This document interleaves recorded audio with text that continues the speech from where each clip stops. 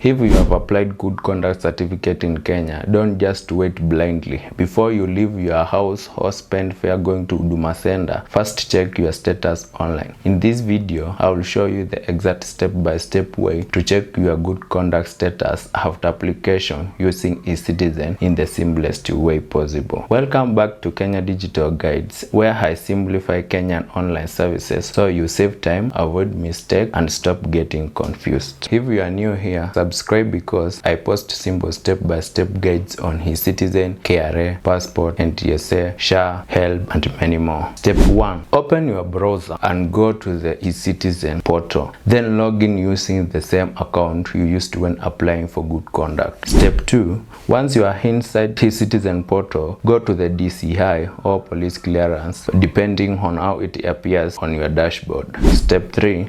Look for your previous application history or active services request. Step 4. Open that application and check the current status. Common statuses may show that it is submitted, under review, waiting biometric, processing, ready, or completed depending on the stage. Step 5. If your status has changed or there is an instruction, read it carefully before going anywhere.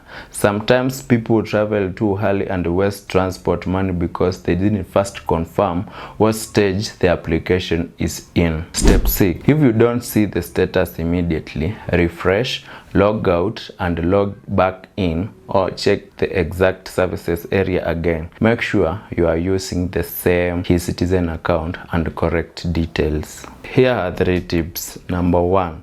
Use the exact account used during application. Number 2. Don't panic if the status doesn't change immediately. Some updates takes time. Number 3. Always screenshot your progress for reference. Number 4. Avoid fake agents who claim they can speed it up for you without proof. If this video helped you, save it, share it with someone who applied for good conduct, and subscribe to Kenya Digital Guide. See you in the next video.